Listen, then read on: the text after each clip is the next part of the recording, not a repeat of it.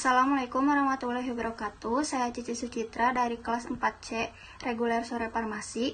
Saya akan menjelaskan tentang materi senyawa steroid, hormon, dan prostaglandin laut.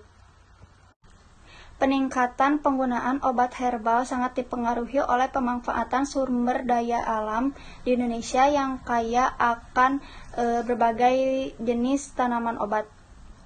Keanekaragaman biota laut di Indonesia sangat bervariasi. Di antaranya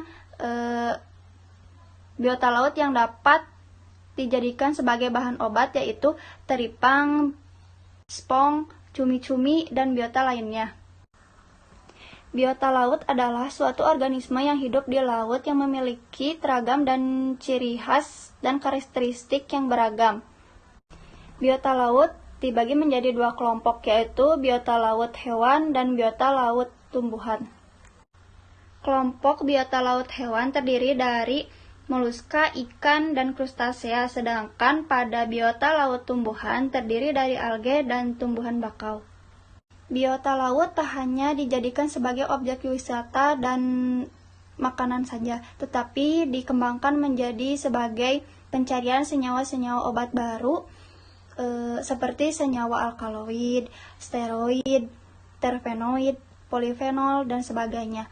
Dan steroid adalah senyawa organik lemak sterol yang tidak terhidrolisis yang dapat dihasilkan melalui reaksi penurunan dari terpena atau squalen.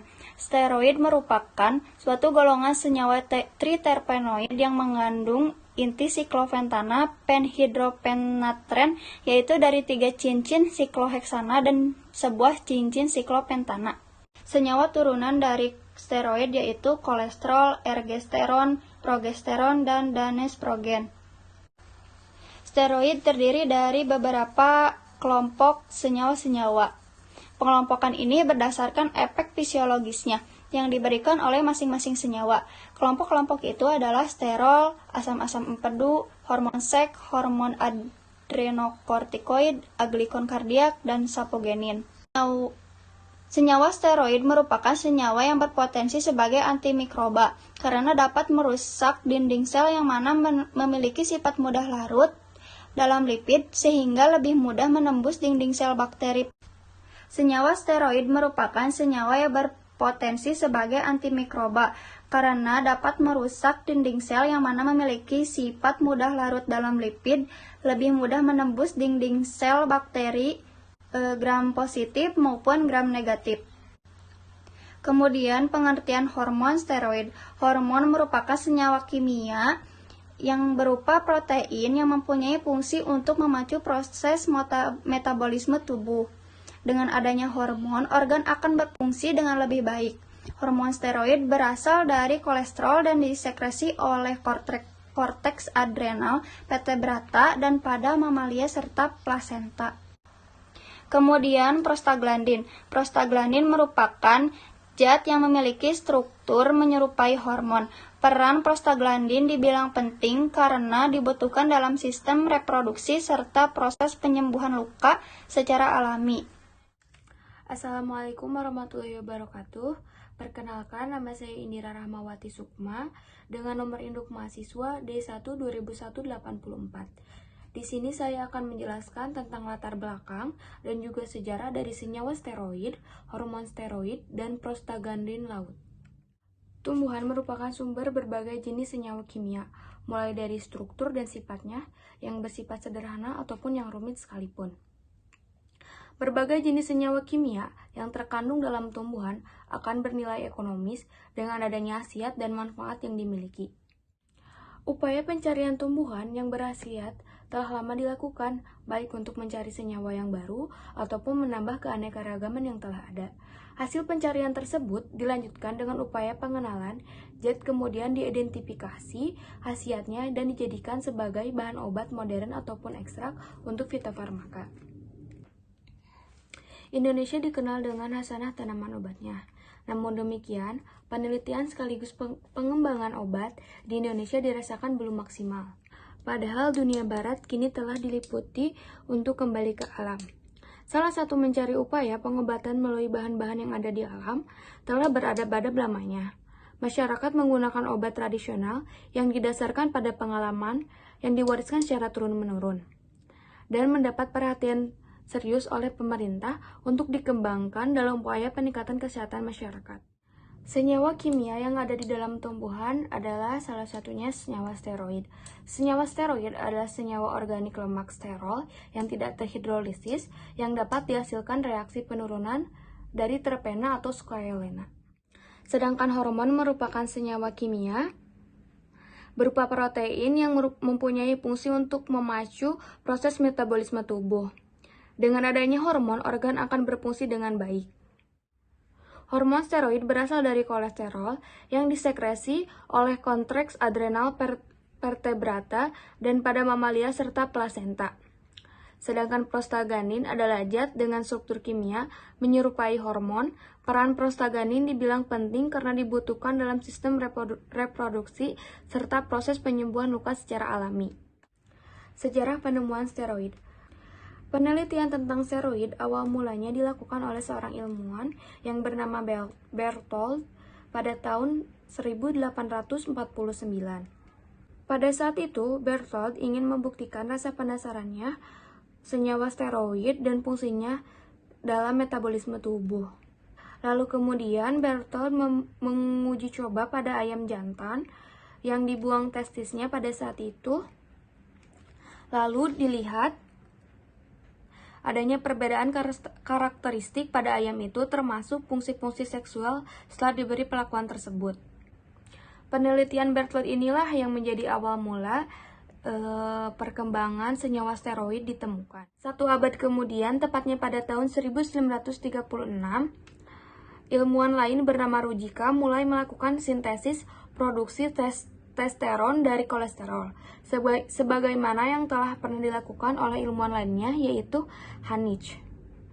Berawal dari penelitian Ruzicka itulah, konon, Nazi yang dipimpin oleh Adolf Hitler menggunakan steroid untuk memperkuat kondisi fisik pasukannya. Di tahun yang sama, penggunaan steroid untuk meningkatkan berat badan anjing peliharaan marak juga dilakukan. Tahun 1948 sampai 1954, dua perusahaan obat-obatan, yaitu Schiller dan Chiba, tertarik melakukan eksperimen terhadap ribuan sintesis steroid. Hasil penelitian mereka kemudian diikuti dengan banyaknya penggunaan steroid pada atlet-atlet Olimpiade, termasuk atlet-atlet Olimpiade Uni Soviet, yang ketika itu sangat mendominasi jalannya Olimpiade dan banyak memecahkan rekor dunia. Sejarah penemuan prostaglandin. Prostaglandin pertama kali ditemukan pada cairan semen pada manusia sekitar tahun 1930 oleh Olf dari Swedia. Oleh karena itu, diduga berasal dari kelenjar prostat. Sang penemu memberi nama prostaglandin. Sekarang diketahui prostaglandin terdapat pada seluruh tubuh dan juga disintesis dalam paru-paru, hati, uterus, dan organ serta jaringan lain. Ketidakseimbangan dalam kandungan senyawa ini akan mengakibatkan rasa mual, diare, peradangan, demam, nyeri, asma, dan mengantuk, dan juga penggumpalan darah.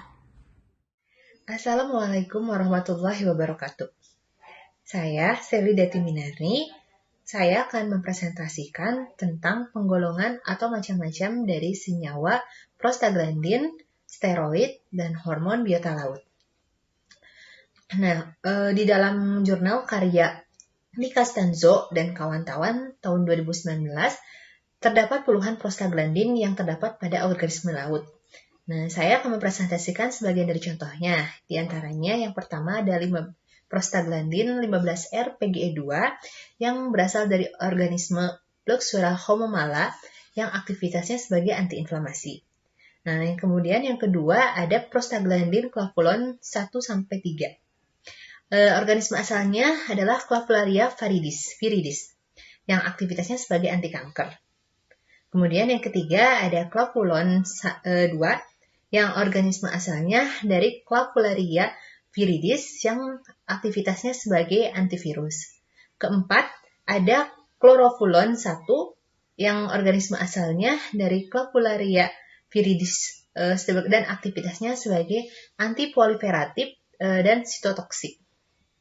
Kemudian yang selanjutnya ada bromofulon 3 yang organisme asalnya sama dari Clavularia viridis yang aktivitasnya sebagai sitotoksik. Kemudian ada clavubiciclone yang organisme asalnya dari Clavularia viridis yang aktivitasnya sebagai ground inhibition. Nah, kemudian yang terakhir ada punaglandin 1-4. Di sini organisme asalnya ada Telestoriaceae yang aktivitasnya sebagai sitotoksik. Nah, kemudian ada beberapa contoh dari steroid biota laut. Yang pertama ada furoisin yang organisme asalnya dari Yersinia mutans yang aktivitasnya sebagai sitotoksik. Kemudian yang kedua ada furodisin yang organisme asalnya sama dari Yersinia mutans yang aktivitasnya antivirus. Yang ketiga adalah furodisinin yang organisme asalnya Yersinia mutans dan aktivitasnya sebagai venom inhibition.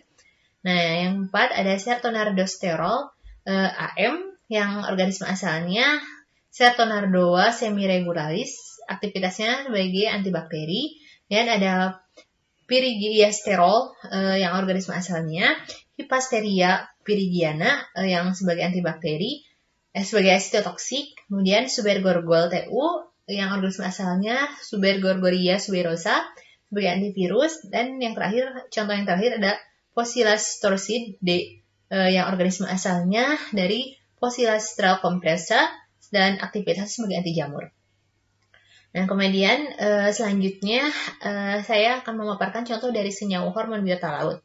Yang pertama ada giberellin yang organisme asalnya dari Escherichia cotoni dan lain-lain yang aktivitasnya sebagai pemacu pertumbuhan. Kedua ada auxin yang organisme asalnya dari Escherichia cotoni dan lain-lain yang aktivitasnya pemacu pertumbuhan.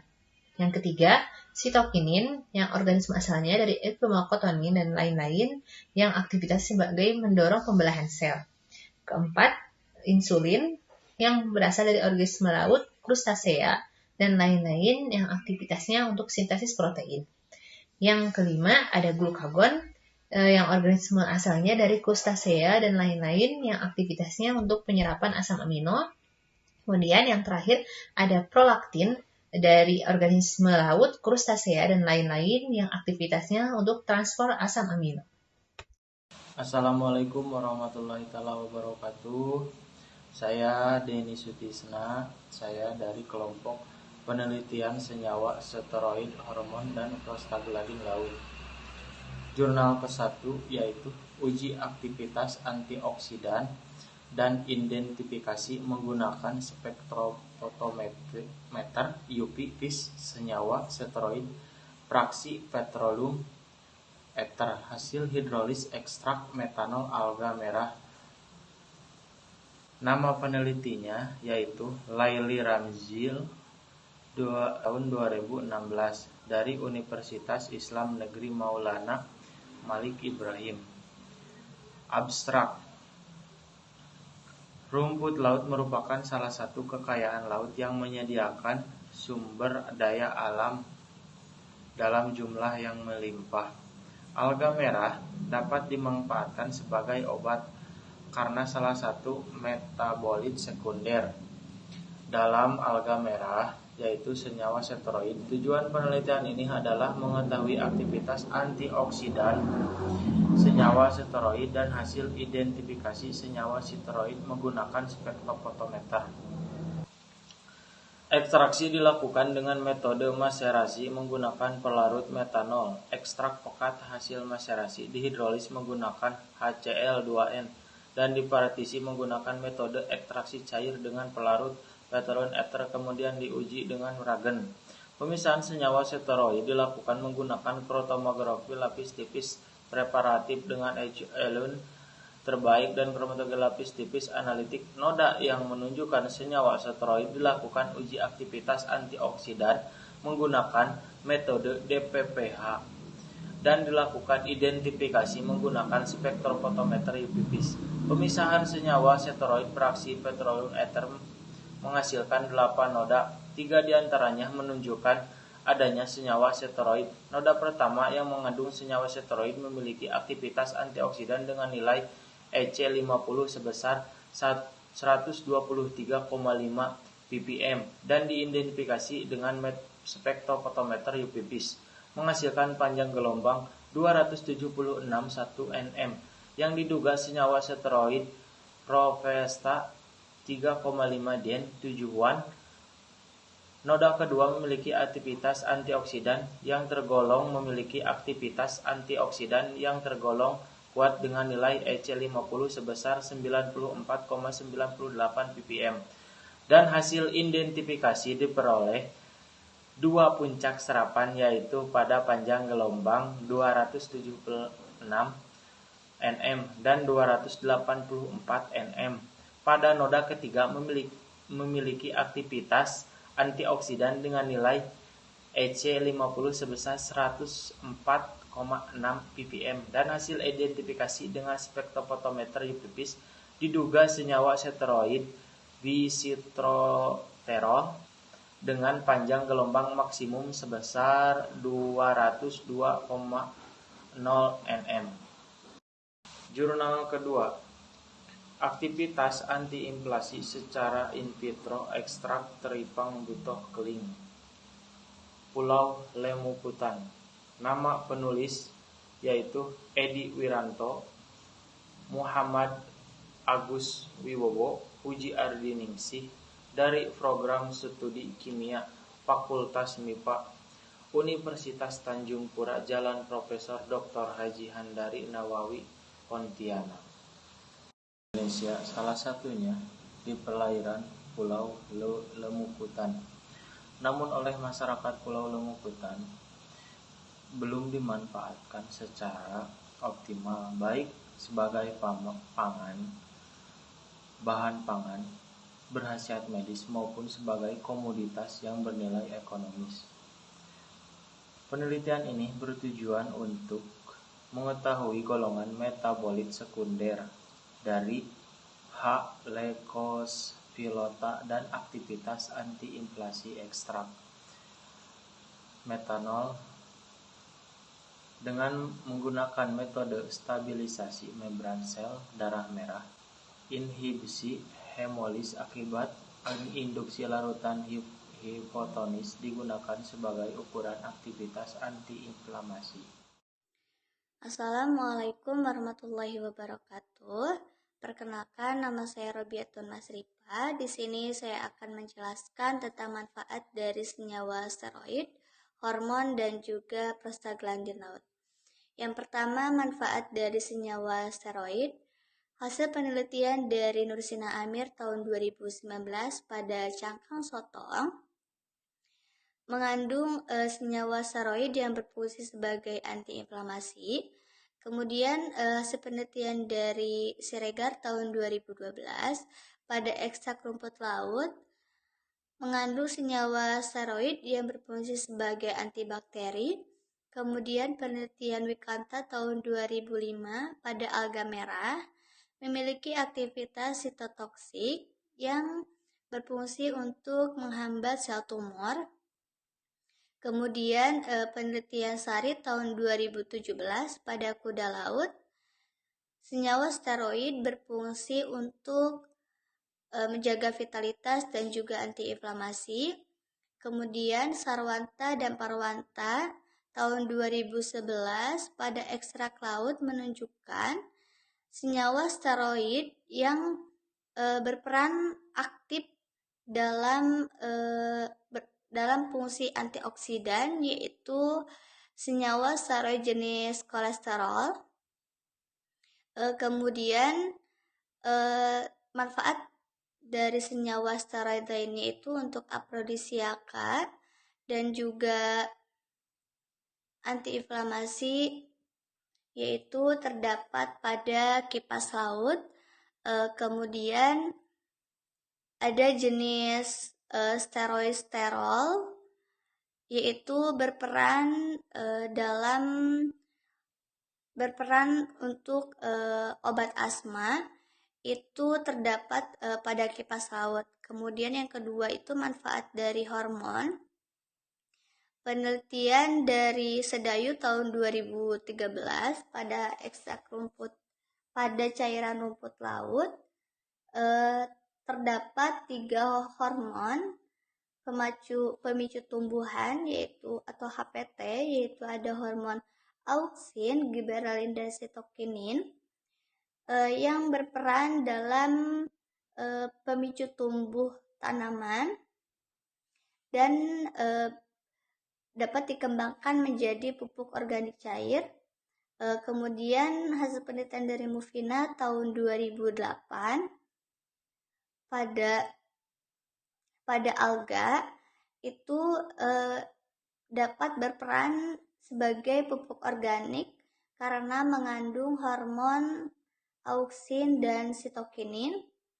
Kemudian menurut Awaludin dan kawan-kawan pada bukunya tahun 2020, pada krustasea atau udang terdapat beberapa hormon yang berperan dalam reproduksi, yaitu ada hormon GSH, hormon FH, hormon FSH, hormon LH, dan juga hormon GIH.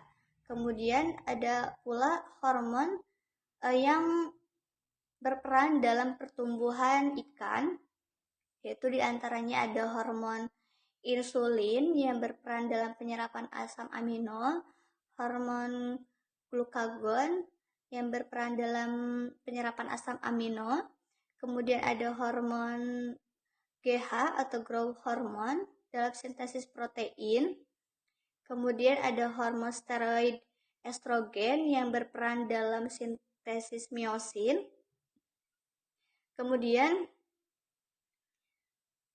yang ketiga, manfaat dari prostaglandin laut. Hasil penelitian